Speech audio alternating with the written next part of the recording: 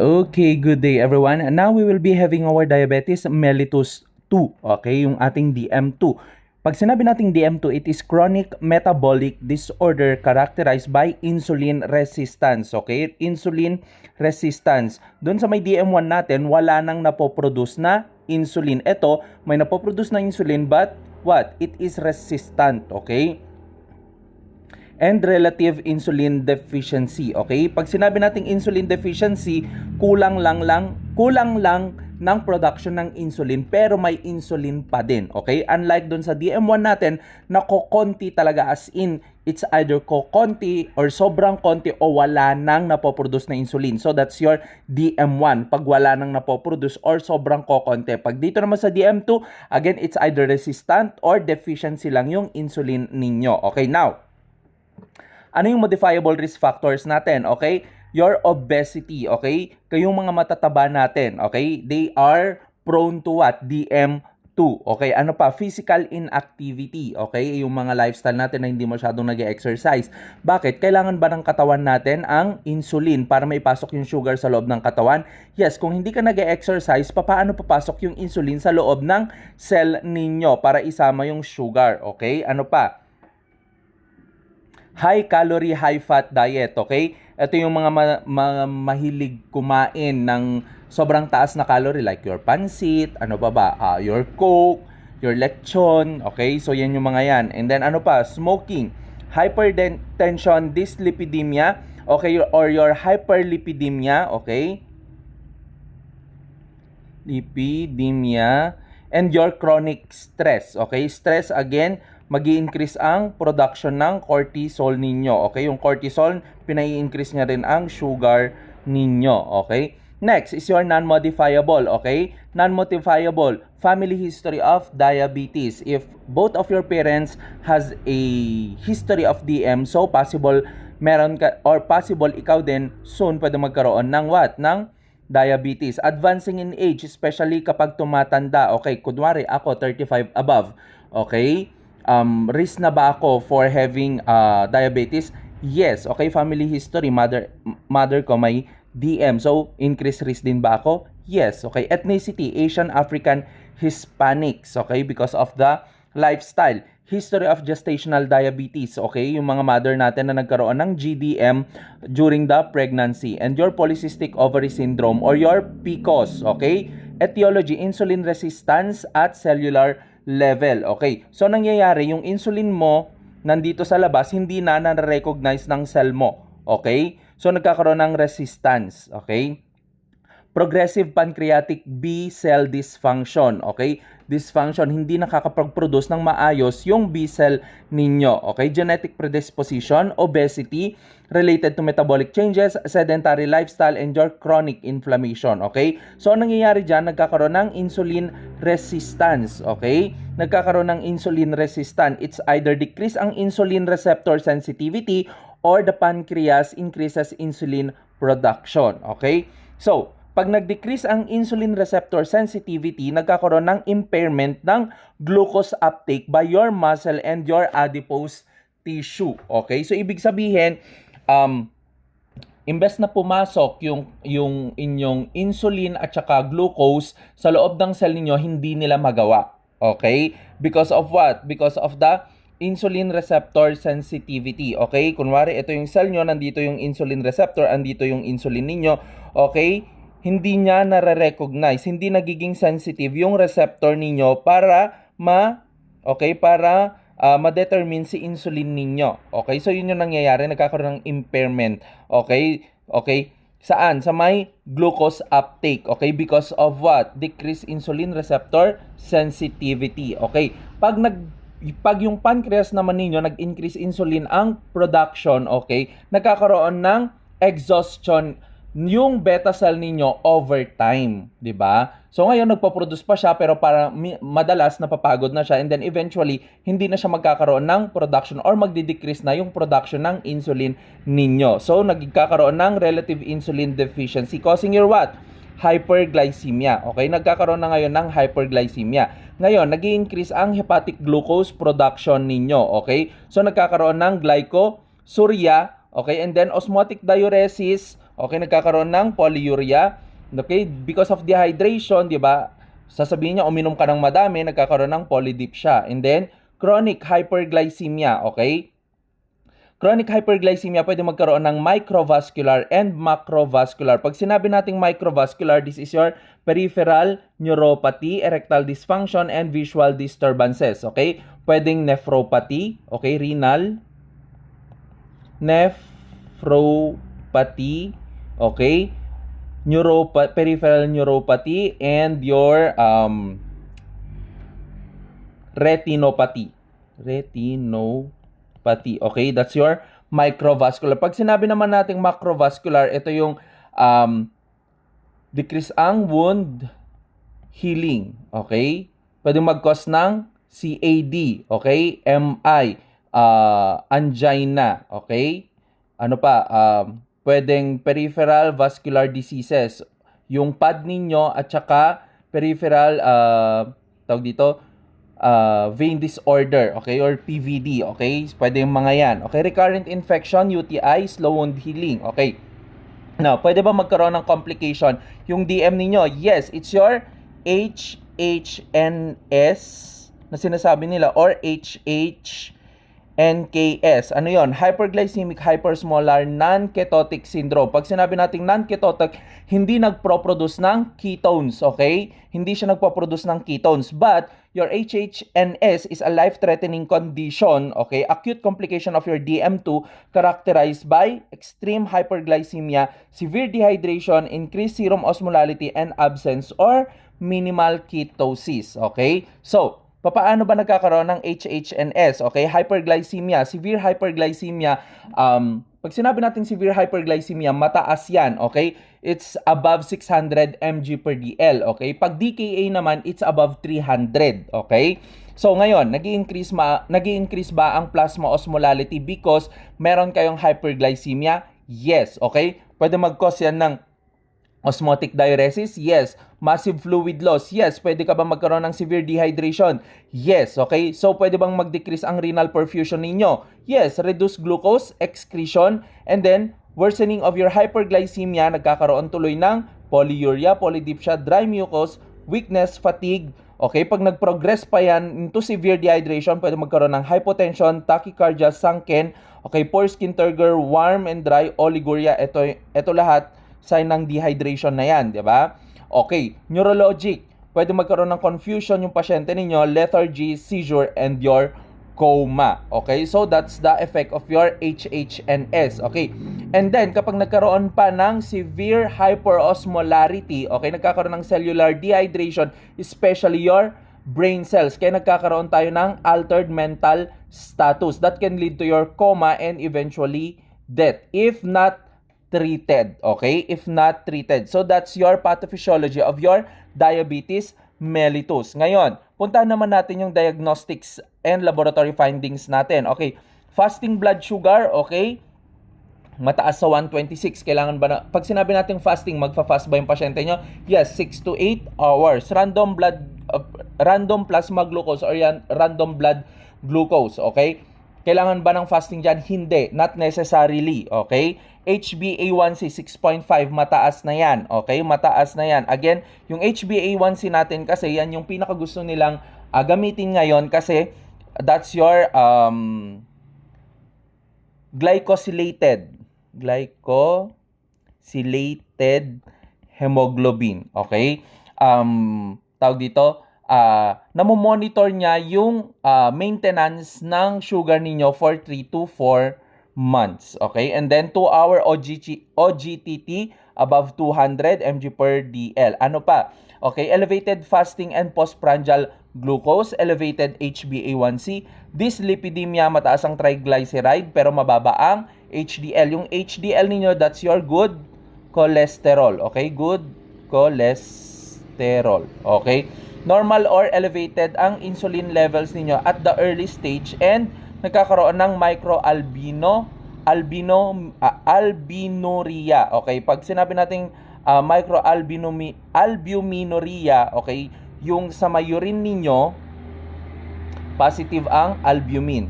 Okay, positive ang albumin. Okay, medical treatment, lifestyle management is the first line, okay? Lifestyle management ang una nating na sa mga pasyente ninyo, pine-prescribe tuloy. Sinasabi sa mga pasyente natin, okay, papaano? Weight reduction, dietary modification, regular physical activities, okay? And then, pupunta na tayo sa mga oral anti-diabetic agents natin or yung mga OHAs natin, okay? Your oral hypoglycemic agents natin. Number 1 dyan is your metformin. That's the first line, okay?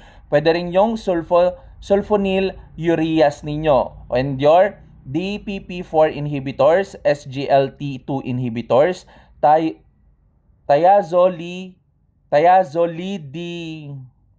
hirap namang tawag dito, i-pronounce. So, it's your thiazolidinodions, okay? Thiazolidinedions, okay? Sorry for that. Injectable therapies natin, pwedeng IV, pwedeng insulin, okay? Sa type 2 natin, pwede tayong magbigay ng insulin, okay? Sa type 1, sa DM1 ninyo, insulin lang pwede, okay? Insulin lang. Pero pag dito sa DM2, okay, pwedeng OHA plus your insulin, okay? OHA plus your insulin. And we also have your GLP-1 receptor agonist, okay? Insulin if uncontrolled or severe na yung inyong DM. Okay, medical treatment for the complication. Pwede ba magkaroon ng hypoglycemia yung pasyente ninyo? Yes. Weight gain? Yes. Okay, in some agents or yung ibang medications natin. Gastrointestinal disturbances? Yes, especially your metformin. Nagkakos yan ng what? Diarrhea. Okay, nagkakos yan ng diarrhea ninyo. Okay, and then your metformin, nagkakos din yan ng lactic acidosis. Kaya minsan, side effect niyan, sumasakit yung mga muscles, okay? Nagkakaroon ng muscle pain, nagkakaroon ng muscle cramp, okay? And then dehydration because of your SGL2 inhibitors, okay? Surgical treatment natin, bariatric surgery indicated in severe obesity, okay? Ang ginagawa natin diyan sa bariatric, okay, pinapaliit natin yung tiyan, okay? Tinatanggalan natin ng portion para lumiit yung tiyan ninyo, okay? And then improves insulin sensitivity, may induce diabetes remission. Surgical complications natin, nutritional deficiencies, okay? Minsan nagbibigay tayo dyan ng TPN, okay? Your total parenteral nutrition, okay? Infection, hypoglycemia in your dumping syndrome. Kapag, ginamitan natin yan ng bariatric surgery kasi papalitin natin yung stomach. So, tatanggalan natin yung portion ng stomach ninyo. Okay, ano yon? That's your Billroth 1 or Billroth 2. So, it could lead to your dumping syndrome. Nursing priorities natin, achieve glycemic control and then prevent acute complication, prevent chronic complications. Okay, pag sinabi natin chronic complication, ito yung microvascular ninyo or macrovascular complication ninyo. Okay? And then promote lifestyle modification, enhance self-management. Nursing intervention natin, you need to monitor blood glucose regularly, okay? Kahit magalit ang pasyente ninyo, you need to monitor it regularly, okay? You need to explain ng maayos that it is needed, okay? Administer medication as prescribed.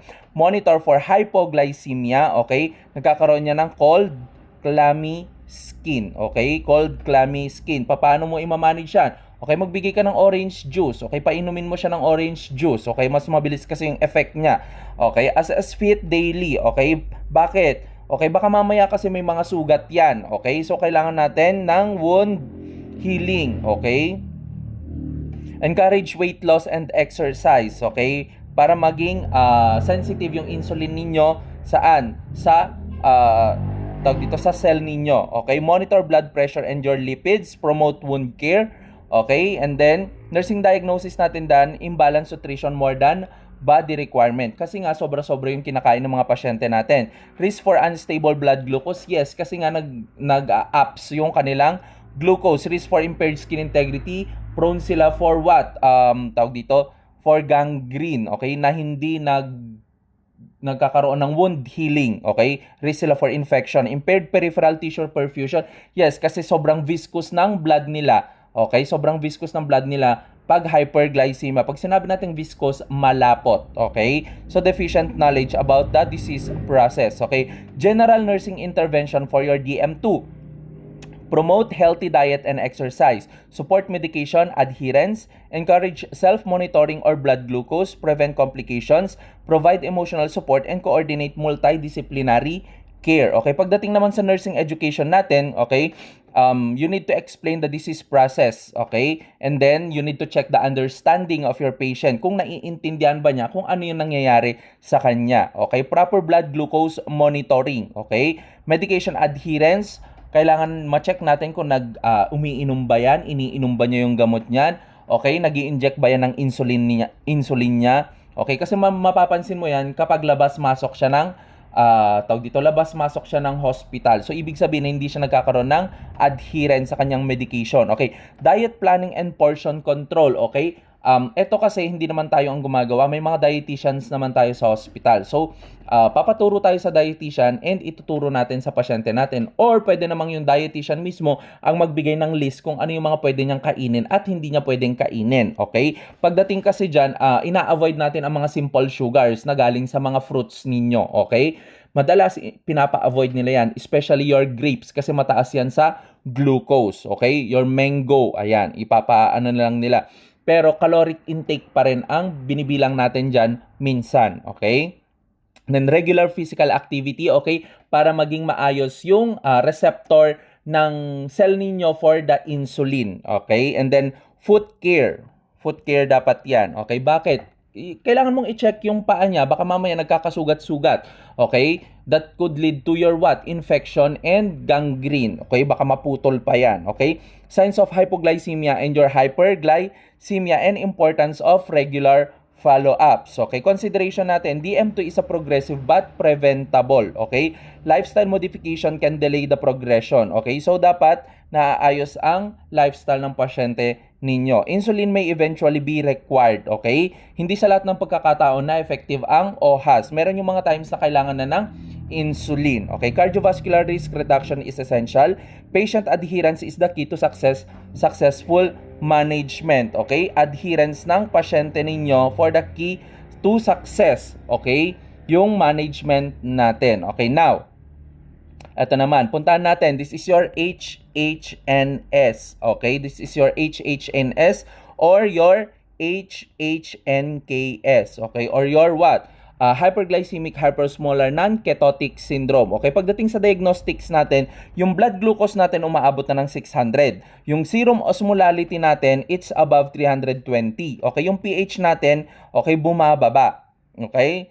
7.35, okay? Hindi, above 7.30 pala, okay? Kasi that's greater than. And then, ketones, absent yan, okay? Absent ang ketones, okay? Laboratory findings natin, elevated ang BUN at creatinine, okay?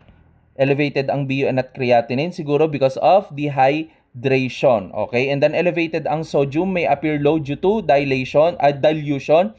Elevated ang hematocrit, okay? Hemoconcentration because of dehydration. Normal or mild ang metabolic acidosis and absence of significant ketonemia. Okay, so ibig sabihin, hindi nagpo-produce ng ketones yung increase ang sugar sa katawan mo. Okay, medical management natin dyan, priority management pa rin natin, ABC, okay? Pero, ang pinaka-priority natin dito is aggressive IV replacement, okay? Because of dehydration, okay? So, ang gagamitin natin dyan is your 0.9 normal saline initially, okay? Initially, yan muna ang gagamitin natin, okay? And then, mag-start tayo ng IV insulin infusion. Ano lang yung binibigay natin na insulin, okay? Via IV, it's your regular, okay? It's your regular, okay? After the initial fluid resuscitation, okay? Kailangan na natin magkaroon ng electrolyte replacement. Okay, potassium monitoring and replacement, treat underlying cause, antibiotics for infection, and adjust medications if necessary. Okay?